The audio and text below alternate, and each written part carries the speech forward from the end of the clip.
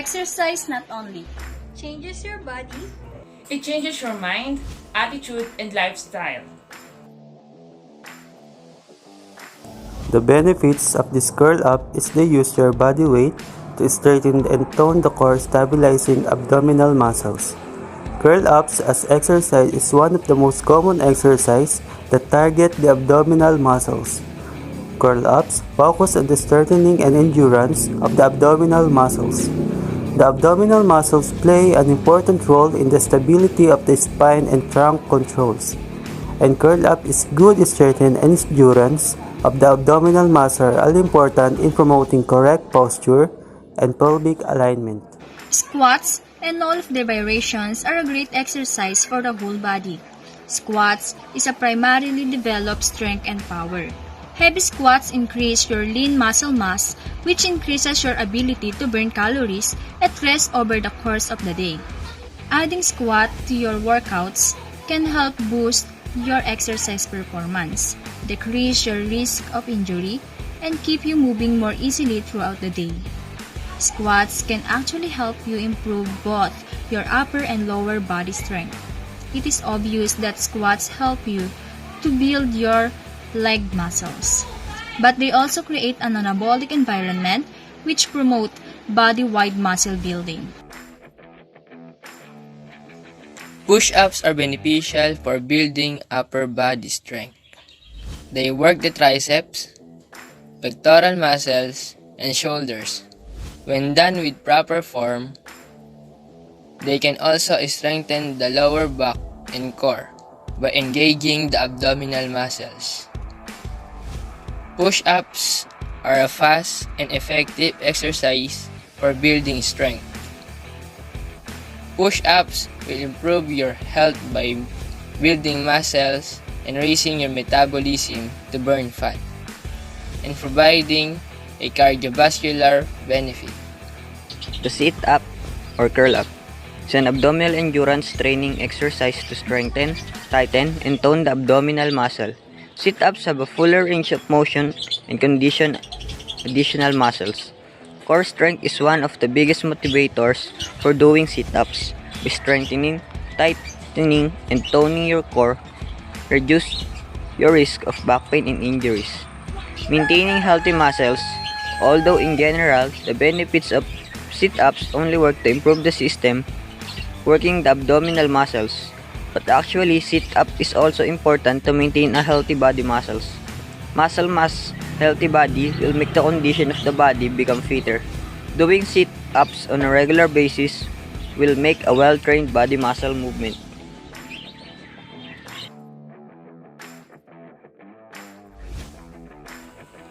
Regular cardiovascular exercise such as jogging supports the health of the circulatory system and improves blood circulation. Both running and jogging are forms of aerobic exercise. Aerobic means with oxygen.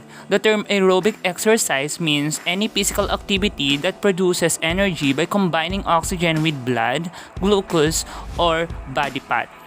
Jogging can also help you improve your heart health and immune system, reduce insulin resistance, cope with stress and depression, and maintain flexibility as you age. Jogging in place.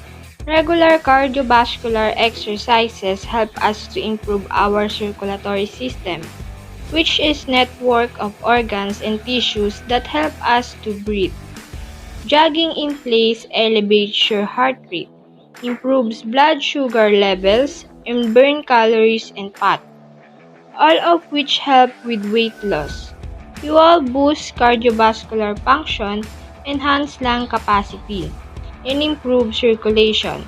These parts work together to move oxygen throughout the body and clean out waste gases like carbon dioxide. Weightlifting at a fast pace with little rest between sets is an effective cardio training tool. In addition to the extra cardio conditioning, you will increase your endurance and calories consumption. Be sure to maintain proper control of your weights and posture during your workout. Its benefits include improved posture, better sleep, gaining bone density, maintaining weight loss, boosting metabolism, lowering inflammation and staving off chronic disease, among a laundry list of positives. When you begin weight training, you'll be working muscles which never get used in your day-to-day life, which will improve your posture. Similarly, as you develop strength and posture, you'll be more flexible and able to move more freely. This is especially true if you've got into weight training and are overweight. Running reduces your risk for heart disease. Those who start running on a regular basis decrease their risk for heart disease by 35 to 55%. Say Dr. De Lucia. Running helps prevent blood clots in the arteries and blood vessels. It also supports a healthy blood flow, blood pressure, and cholesterol. Because runners have stronger heart, they typically have a lower resting pulse rate, intake a higher amount of oxygen. As a result of the organ can handle pumping a larger amount of blood per beat, which helps the heart perform its job with. Zumba is an exercise fitness program created by a Colombian dancer and choreographer Alberto Beto Perez during the 1990s. Zumba is a trademark owned by Zumba Fitness. The Brazilian pop singer Claudia Leite has become an international ambassador to Zumba Fitness. Zumba is a fitness program that combines Latin and international music with dance moves. Zumba routines incorporate interval training alternating fast and slow rhythm to be improved cardiovascular fitness. Aerobic exercise can reduce health risks, help maintain a healthy weight, strengthen your heart, and boost your mood. If you enjoy Zumba, you're also more likely to do it regularly and experience benefits as anaerobic exercises.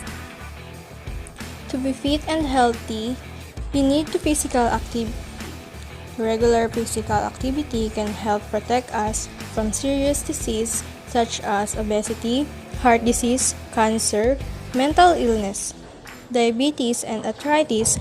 Riding our bicycle regularly is one of the best ways to reduce our risk of health problems associated with a sedentary lifestyle.